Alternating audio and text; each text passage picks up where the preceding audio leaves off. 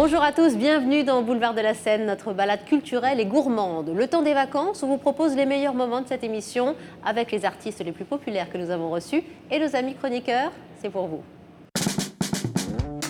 Ravi de vous accueillir à bord de ce Jean Bruel, chers amis. On quitte le quai de l'Alma jusqu'à la Tour Eiffel. C'est notre balade fluviale chaque semaine. Vous connaissez bien désormais ce petit rituel.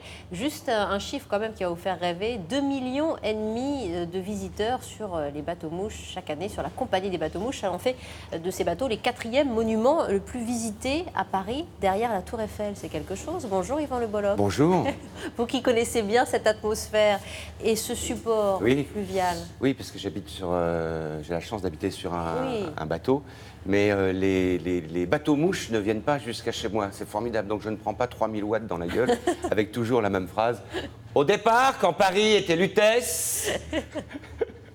Non, mais vous êtes capable, cela dit, aussi de retranscrire ce qu'on peut entendre parfois sur un bateau-mouche. Remarquez que celui-ci est très discret, très doux, et que ça donne quand même une harmonie aussi, ce que vous vivez, vous, avec ce contact régulier, homme de la mer que vous êtes. Oui, il est splendide, il est très bien dessiné, la lumière rentre de partout, et tout ce qui vise à mettre en avant et en valeur le fleuve et la Seine, je trouve que c'est extrêmement positif. Et voilà, je ne brigue pas la mairie de Paris, mais c'est bien de faire redescendre les gens vers la Seine, que ce soit pour installer des guinguettes, faire des concerts, des lieux culturels. C'est formidable. Il faut que les Parisiens se réapproprient leur fleuve. C'est un patrimoine vraiment intéressant. Qu'il y ait une volonté politique de le faire, c'est bien. Voilà. C'est dit. On ne fait pas de politique, mais on est citoyen, et vous êtes un citoyen engagé, avant évidemment, tout. Y compris dans cette pièce Vive Bouchon que vous jouez en ce moment au Théâtre du Splendide, où on est alors évidemment dans la comédie, dans la farce, dans aussi une certaine forme d'Europe et d'absurdité européenne qui... en tout cas de manière caricaturale, distribue comme ça un peu au tout venant les subventions et qui ne voit pas forcément quel projet il y a derrière. Vous, monsieur le maire, c'est un euphémisme pour décrire une belle arnaque. Ouais, et vous obtenez pas mal de choses, monsieur le maire, avec des méthodes pas très républicaines, mais pas de corruption, jamais. C'est un mot que vous détestez. Hein. Oui, c'est tout le paradoxe. C'est un anti-Balkany, en fait, ce maire. C'est-à-dire qu'effectivement, il se bat. C'est un homme en sursis, c'est un élu en sursis. Oui, il se bat pour son village. Mais il se bat pour son village, voilà. Parce qu'à Bouchon, qu'est-ce qu'on fait ? À Bouchon, avec une cabine téléphonique, on fait une salle polyvalente. Pour vous donner un exemple de la fréquentation de ce hameau, c'est vraiment minuscule. C'est une petite famille, une petite cellule familiale. Le maire, son frangin qui a 35 ans, qu'il envoie en CM1 pour pas que l'école ferme. Parce que s'il a moins de 4 élèves, il n'y a plus d'école. Voilà, exactement. Vous poussez à bout une réalité qui est celle de ces petits villages qui se meurent aussi à partir du moment où ça ne rentre plus dans les cases. Exactement, ça rentre plus dans les cases. Et là, tous les moyens sont bons, y compris l'escroquerie auprès de l'Europe pour faire en sorte que l'école continue d'accueillir tous les matins quelques enfants. On va en parler avec nos amis, mais pour vous donner un petit aperçu, voici ce qui se passe quand même un fonctionnaire européen vient visiter l'équipe de Bouchon, l'équipe municipale. Regardez. Bon, alors est-ce que monsieur le maire est là ? C'est à quel sujet ? Robert Flappy, fonctionnaire de l'Union européenne.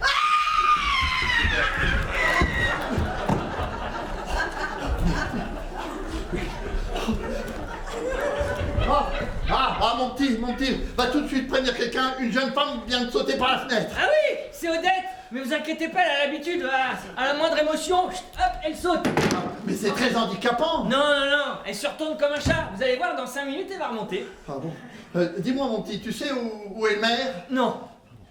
Ah, vous êtes le fonctionnaire de l'Union européenne ? Robert Flappy.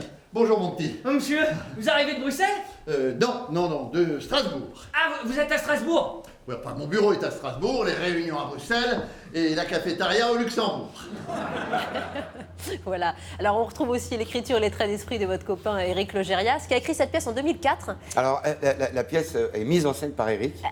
La pièce est mise en scène par Éric Logérias et elle a été écrite de façon à quatre mains, de façon extrêmement brillante, par Jean Del et Gérald Silbleras, qui sont de formidables auteurs qui ont déjà signé Un petit jeu sans conséquence, entre autres. Oui, et qui a été à peine amendé depuis 2004. Oui, alors Ça n'a pas évidemment. beaucoup changé. Les gilets jaunes sont passés par là. Voilà, on a un nouveau président de la République. Tous les soirs, je joue sous le portrait d'Emmanuel Macron. Oui. Et effectivement, les gilets jaunes sont rentrés dans le débat, et y compris jusqu'à Bouchon. Vous voyez juste un objet qui vous raconte, Laurent Ruquier, produit par l'Adami, Société des auteurs. Ça s'appelle Machin Chose, notre petit format. C'est pour vous, Laurent. Ceci est le disque 33 tours de Thierry Leluron, Olympia 71. C'est lui qui a donné à Laurent Ruquier le goût de la scène. En 1971, Laurent Ruquier a 8 ans. Et dans son HLM du Havre, il regarde Le jeu de la chance. De ce premier télécrochet télévisé, un candidat se détache. Thierry Leluron.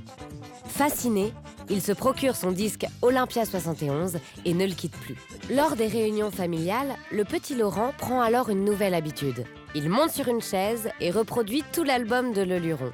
C'est son premier stand-up. 16 ans plus tard, il quitte le Havre pour Paris. Seul en scène, il fait ses armes au caveau de la République avant de jouer à guichet fermé sur les grands boulevards. Devenu un artiste et un auteur à succès, Laurent Ruquier ne s'est jamais séparé de son 33 tours fétiche.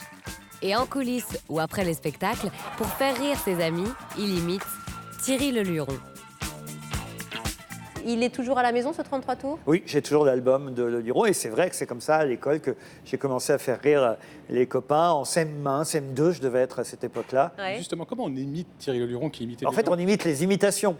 On n'imite pas Thierry Leluron, on imite sa façon d'imiter. D'ailleurs, la plupart des premiers imitateurs, parce qu'on peut considérer que c'est le premier imitateur, il y en a eu avant lui. Moi, je connais très bien l'histoire de l'imitation, ça me passionne. Mais on va dire que c'est le premier imitateur à la télévision. Après, tous ceux qui vont venir derrière lui, peut-être jusqu'à Laurent Gérard, imitaient les imitations de Thierry Leluron. Et les imitations n'étaient pas originales. Par exemple, Pascal Brunner, qui n'est plus là, hélas, mais que j'ai bien connu, Pascal, c'est vrai qu'il imitait aussi Thierry Leluron dans sa façon d'imiter. Il a fallu attendre Gérard pour que d'un seul coup, par exemple, la voix de Johnny Hallyday, elle soit différente des imitations qu'on avait de Johnny jusque-là. Donc ça, c'est intéressant. Moi, évidemment, aujourd'hui, j'ai la ringard quand j'imite Thierry Leluron, parce qu'ils sont tous morts, ceux que Leluron imitait. Non, c'est pas vrai, Giscard est toujours là. Alors, vous avez fait Giscard. Et Laurent Gérard l'imite encore, d'ailleurs. Et vous aussi? Vous toujours? Pardon? Vous l'imitez toujours, Giscard? Toujours, évidemment. Mais j'aime bien quand vous faites Giscard. Mes copains font... Alors, curieusement, non, l'imitation, moi, qu'on me réclame toujours, n'est pas une imitation de Leluron, c'est Bourvil. Et Bourvil n'était pas dans le répertoire de Leluron. Bourvil, c'était Patrick Sébastien qui le faisait. Alors ça doit être mon côté normand qui fait que j'imite Bourvil. Mais autrement, dans Leluron, je faisais Giscard. Chabandelmas. Eh bien, écoutez, en tant que maire de Bordeaux, tout l'album, je peux vous faire. Dario Botticelli, vous avez des rigots et vous avez les gens pas très gentils. Et Alice Sapritch? Alors Alice Sapritch, elle n'était pas sur l'album. Ah non, je vous l'offre. Voilà, c'est votre il y avait figurine Françoise de Hardy, souvenir, il y avait cher ami. Salvador Dali. Voilà, Vous pouvez la montrer à votre caméra? C'est le petit décor, voilà, avec ce 33 tours que vous garderez. Mais j'ai toujours l'album. Et c'est vrai que c'est grâce aux imitations de Leluron que j'ai commencé à faire rire dans les cours de récréation. Bravo. Voilà. Avant d'écrire. Ça vous a tracé une belle carrière. On est sur France 3 Île-de-France, vous avez quand même une histoire. Vous connaissez cette archive, vous avez une histoire. En 1987. Non, mais Paris Kiosque, Jacques Maillot, juste pour vous, chers amis, parce que les débuts de Laurent Ruquier à la télé, quand même. Tout de suite, le professeur Ruquier.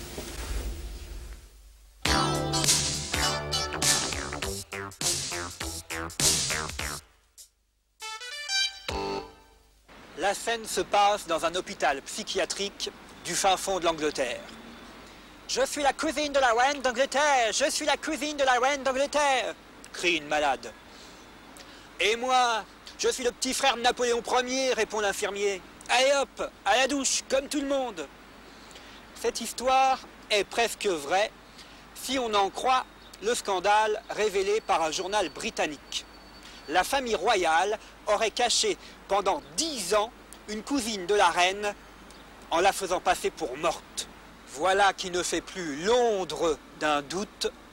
Les Anglais ont un sens peu commun du droit d'Aville. Attends. Et on a poussé quand même la rigueur jusqu'au bout. On est juste dans le même décor. Mais oui, mais je me souviens très très bien quand Vous étiez là, du coup. je suis arrivé ici pour la première fois. Parce que comme j'étais impressionné venant du Havre à la maison de la radio, je faisais de la télé en plus parce que au fond j'ai fait de la télé quasi avant de faire de la radio. Oui, Quoi. oui. Et c'était fou quoi. Et puis j'étais vraiment mal dégrossi. Enfin, c'est drôle parce que vous avez fait un travail. Celle-là, je l'avais encore jamais revue. Ah, Parce qu'il y en a plusieurs chroniques et c'est jamais celle-là qu'on voit. Vous voyez, au moins c'est une découverte. Le droit d'asile dans la famille, dans la famille royale. Bon, depuis, ils ont trouvé d'autres méthodes, le tunnel de l'Alma. Londres d'un doute. Très bien pensé, Londres d'un doute. doute, ça. Alors, là. Et puis Maillot, voilà, qui est resté, vous le retrouvez. C'est ça qui est Bien bien. sûr, Jacques. Cette boucle est bouclée, quoi. Ça c'est très beau. Au Théâtre des Deux Ânes aujourd'hui, toujours Jacques Maillot. Eh bien, écoutez, voilà, c'était le petit clin d'œil de la chaîne quand même. Mais oui, j'ai démarré révélé sur ce France talent. 3, Paris-Île-de-France. Voilà, où nous sommes. C'est ma première chaîne. Je voulais d'abord qu'on s'intéresse à votre coup de cœur du moment. C'est un livre et c'est un hommage aussi. C'est un hommage et c'est un coup de cœur, je pense, qui va plaire à Yvan parce que c'est l'un des plus grands artistes de la chanson, auteur, compositeur, interprète. C'est vrai que les moins de 20 ans peut-être oublié qui fut Georges Moustaki, mais si je vous dis Le Métèque, Ma Liberté, Milord pour Édith Piaf, évidemment, tout le monde s'en souvient. C'était un homme qui venait d'Orient, qui est venu à Paris dans les années au tout début des années 50. Et c'est vrai que c'est un hommage que lui rend sa fille, qui s'appelle Pia. Un hommage qu'elle rend à son père et c'est un portrait vivant qu'elle dresse de lui. On y croise toute cette génération de chanteurs que furent Serge Reggiani ou d'acteurs comme Jeanne Moreau et Édith Piaf, bien sûr. J'ai oublié juste de dire que Georges Moustaki avait une place qui lui était dédiée à Paris dans le 5e arrondissement. Il est mort en 2013 et la place a été inaugurée il y a 2 ans. Donc cette rencontre avec Pia Moustaki, eh bien, elle se fait dans le 5e arrondissement. Il habitait l'île Saint-Louis, c'était aussi un insulaire, un homme qui aimait la Seine et l'eau. Et vous allez voir ces premières images qui sont des archives de 1969. On est pratiquement au même endroit qu'ici. Regardez. Avec ma gueule de métèque, de juif errant, de pâtre grec, de voleur et de vagabond.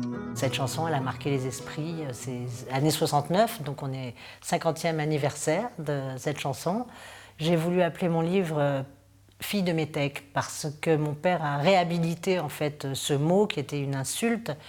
Et je pense qu'aujourd'hui, ça a tout à fait une résonance particulière avec l'accueil pour les étrangers qui n'est pas tout à fait conforme au pays des droits de l'homme, à la terre d'accueil qu'est la France.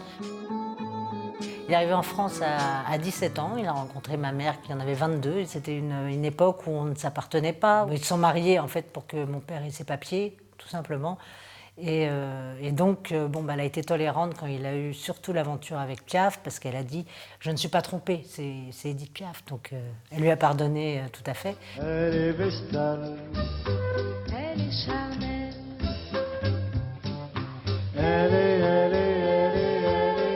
Il m'a fait chanter la chanson Elle et elle en 79. Ça s'est passé complètement par hasard parce que j'étais de passage chez lui et il m'a dit « Tiens, j'ai une chanson en cours, viens essayer une voix ».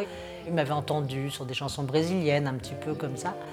Et puis il m'avait dit c'est étonnant, je ne m'attendais pas à ce que tu chantes, mais essayons. Puis ça lui a plu. Une semaine après, on était en studio. Ça s'est passé très vite. Il a eu une vie merveilleuse, mais la fin a été douloureuse. Moi, il me disait « Tu viendras, mais quand j'irai mieux ». Il était très pudique, il ne voulait pas que je le voie diminuer comme ça. nous vivrons à en mourir. Voilà, Fille de métèque, un très beau témoignage par sa fille Pia Moustaki, ça paraît aux éditions Plomb. Après José Dayan, après Jean-Michel Ribes, Éric-Emmanuel Schmitt est à vous, Frédéric. Et oui, et je vais parler d'Éric-Emmanuel Schmitt parce qu'il n'est pas rare qu'en vous voyant, le téléspectateur ait la même réaction que nous quand on se retrouve à la cantine de France Télévisions et qu'on regarde nos assiettes. On se dit, mais d'où ça vient? Donc, d'où venez-vous, Éric-Emmanuel Schmitt? Vous êtes né à Sainte-Foy-les-Lyons, donc comme le nom l'indique, c'est près de Lyon. Hein. Vous êtes né en 1960 après Gérard Collomb.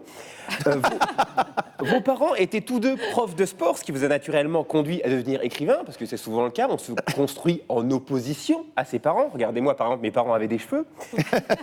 Vous étiez un adolescent plutôt banal, comme plein d'adolescents. Vous étiez fan de Mozart, Chopin et d'Edmond Rostand. Oui, quand je dis banal, c'est dans une famille, on a un QI de 250.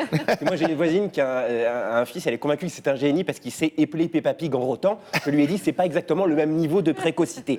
Alors, vous avez quand même, évidemment, eu des moments plus compliqués, une crise d'adolescence un peu carabinée, où, emporté par la fougue de la jeunesse, vous vous êtes mis à écrire des alexandrins où vous avez délibérément décidé de ne pas respecter le nombre de pieds, petit punk que vous étiez. Mais évidemment, après, vous êtes rentré dans le droit chemin. Vous avez ensuite fait Hippocagne, Cagne, l'école normale supérieure, ce qui vous aurait naturellement destiné à devenir ministre de la Culture dans un gouvernement de gauche. Heureusement, vous aviez du talent, ça vous a disqualifié. Ça viendra peut-être. Voilà. Ensuite, vous avez fait pendant 4 ans du bénévolat. Non, il a été enseignant pendant 4 ans. Oui, c'est bien ce que je dis, vous avez fait du bénévolat pendant 4 ans. J'ai adoré ça. Oui, je me doute. Et quelle matière, pardon? Philo. Bah, bien Je sûr. suis agrégé de philo. Alors en 89, lors d'un voyage au Sahara, vous avez vécu ce que vous avez appelé une expérience mystique, ce qui est une autre manière de dire je ne sais pas ce qu'on a mis dans cette cigarette, mais c'est la dernière fois que j'en prends. Vous écrivez ensuite des pièces à succès, La Nuit de Valogne, Le Visiteur, qui a ensuite été adapté avec le succès qu'on connaît au cinéma, avec Christian Clavier, Jean Reno. N'importe quoi. Non, t'as bien. C'est pas le même, mais bon. Ah non, mais c'est parce que souvent on change des trucs du théâtre, du passage du théâtre au cinéma. C'est vrai. Et en Il y avait un gros pièce de gap. théâtre, voilà, Le Visiteur, c'était Sigmund Freud qui reçoit de la visite. En cinéma, c'est Jacouille et Godefroy qui remontent le temps. Voilà. Après, vous écrivez ensuite la pièce Ibrahim et les fleurs du Coran. Et vous avez vous-même choisi le titre pour éviter soigneusement de ne jamais être lu par Éric Zemmour. Au théâtre, en roman, au cinéma, vous enchaînez les succès. Alors d'ailleurs, pour équilibrer avec votre réussite, Dame Nature a décidé de créer Manuel Valls. Et vous êtes ici avec nous pour aujourd'hui nous parler de votre Il avait rien dernière demandé à pièce. personne aujourd'hui. Oui, mais c'était gratuit. J'aime bien faire des trucs gratuits comme ça. Madame Pilinska et le secret de Chopin, une œuvre où le féru de musique classique que vous êtes va tenter de résoudre le grand mystère du génie musical. D'où vient le talent de Frédéric Chopin et surtout pourquoi on a laissé Maître Gims reprendre Bella Ciao. Vous qui nous enjoignez, Charlie Couture, car c'est aussi votre actualité, à ne pas fermer les yeux, ou en tout cas à rester éveillé, à rester vivant dans ce rêve. On vous écoute un petit peu sur des toiles que vous avez peintes, ça prouve votre côté artiste complet, même pas sommeil. Écoutez et regardez. Je viens d'arriver, je suis dans le jet lag, j'arrive pas à dormir sans blague. Sur un vélib un peu voilé, je vois le jour se lever, il est 5h30. J'ai pas sommeil, 5h30, même pas sommeil. Des grammes de clubbers foncent des zones à garde, after en after. Et les limos noirs des Uber laissent tourner méchants leur compteur. Il est 6h, j'ai pas sommeil, il est 6h, même pas sommeil. Et voilà, on se plonge dans vos silhouettes avec cet art à double sens, le visuel et l'envie d'être en mouvement toujours. Cette œuvre vous raconte beaucoup aussi, hein, Charlie Couture. Oui, bien sûr. Moi, je me définis comme multiste, pluridisciplinaire, polytechnicien de l'art, ou je ne sais pas quoi. Dans le sens entier du terme, polytechnicien, plusieurs techniques. Oui. Mais à savoir que je me compare aussi à un triathlète, quelqu'un qui se donne autant dans l'eau sur sa bicyclette et quand il court, même s'il n'y a pas de ressemblance dans les gestes. Moi, il y a des choses qui me viennent avec des mots, c'est vraiment ce que je fais le plus. Ce que j'ai appris, c'est peindre, les arts visuels. Et puis, ce que le public connaît plus, c'est ce que je fais dans le domaine de la musique. Mais moi, ça me serait très difficile de me séparer, me défaire de l'un.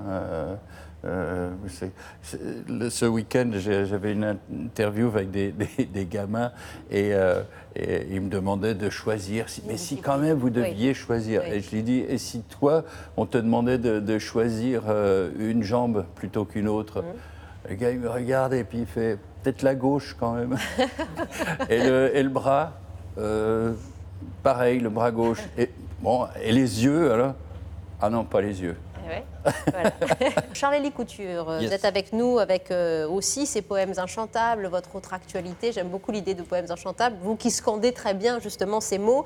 Je voudrais qu'on regarde un extrait d'un clip que vous mettez à l'honneur, que vous réalisez aussi d'ailleurs pour la plupart. Toi, ma descendance. Ah, c'est réalisé par ma fille. Par celui-là. votre fille, celui-ci. Jeanne, oui. Voilà. Et Toi, ma descendance raconte évidemment notre empreinte dans le monde et la difficulté, peut-être d'ailleurs, de s'inscrire à long terme. Et dans celle ce monde. qui joue dans le film est mon autre fille. C'est Que deux vous allez filles. voir avec Voilà. les loups. Regardez.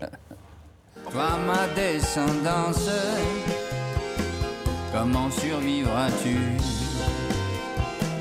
à cette putain d'ingérence?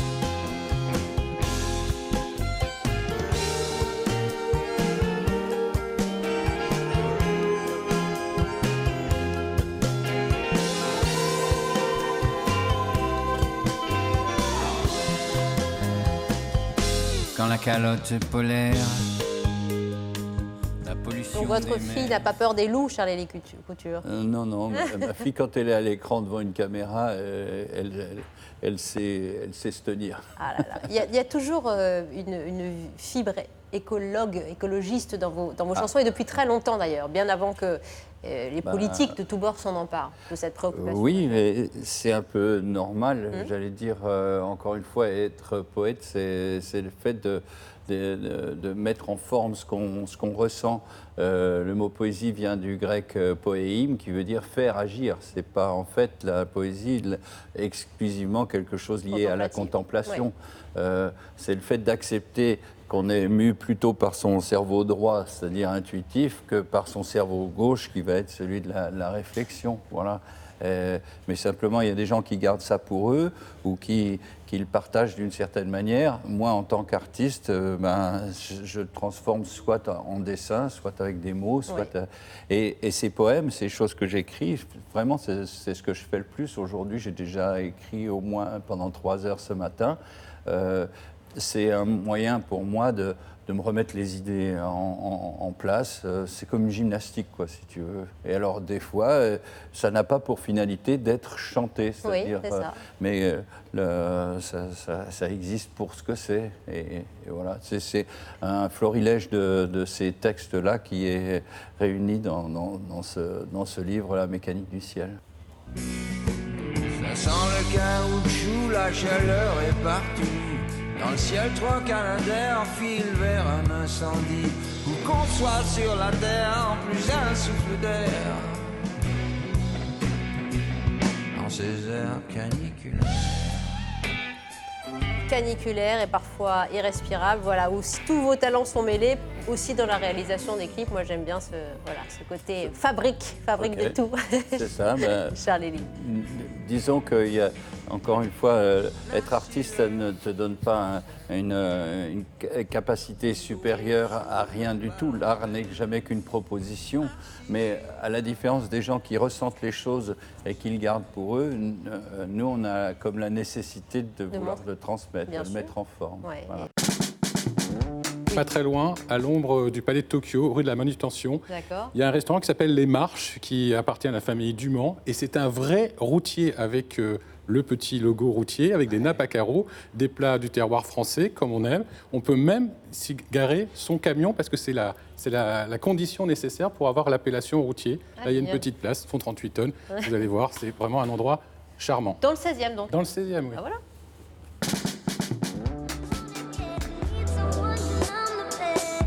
Dis-moi Margot, je suis venu à pied parce que pour essayer de garer mon 38 tonnes, j'ai un peu de mal quand même. Mais le trottoir en face est réservé aux poids lourds, pour les livraisons du palais de Tokyo. Ça, c'est obligatoire. Pour ouvrir un routier, il faut avoir de quoi garer des camions. Oui. Alors, il y a d'autres obligations quand on ouvre un routier à remplir, sont lesquelles? Il faut rester dans l'esprit routier, c'est-à-dire traditionnel, fait maison, prix très abordable, notamment pour le quartier. Alors, dis-moi précisément ce que c'est que de rester dans l'esprit routier.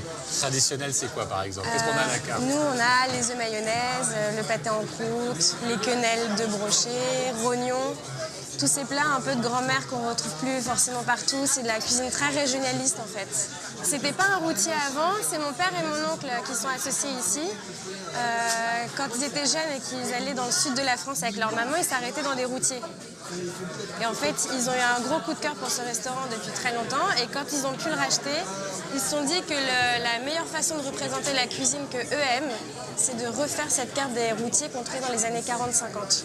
Et comment on rentre chez les routiers? C'est quoi d'abord les routiers? C'est une association? C'est un syndicat? Qu'est-ce que c'est? C'est une famille qui a créé ça en 1940. Et en fait, ils ont décidé de prendre le contre-pied avec le guide Michelin qui recensait les très bonnes maisons en disant nous on va recenser les restaurants bon enfant, on est un peu au coude à coude, bonne ambiance, populaire, où on va bien manger, où on peut garer son poids lourd.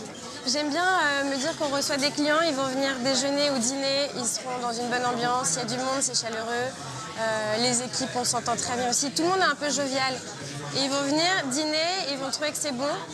Ouais. J'espère, en général ils le trouvent, et ils repartent avec une addition super raisonnable. Ça arrive souvent ce genre de choses? On en a très régulièrement parce que les gens aiment bien fêter leur anniversaire ici, c'est familial, c'est assez convivial et ils savent qu'il y aura toujours une bonne ambiance. Bravo! C'est sympa comme c'est endroit. super sympa. Ouais, Ouais. c'est vraiment à côté du palais de Tokyo, la rue de la Manutention, elle donne sur la Seine. Il y a des marches D'accord. au bout de la rue de la Manutention. Et alors, abordable, disait-elle. Ouais, abordable, c'est pas les prix des routiers qu'on Ah bon trouve sur les départementales et nationales. Hein. On est quand même à 30 € à peu près. Ah oui. 35 Ah oui. €. Oui, oui, c'est Pas le vrai. plat, le tout, tout compris. Ah ouais. Mais par Le contre, menu. c'est excellent. C'est vraiment excellent. Tout est maison. Voilà pour quelques moments choisis dans Boulevard de la Seine. Nous revenons très vite avec de nouveaux invités. Merci de votre fidélité. À bientôt.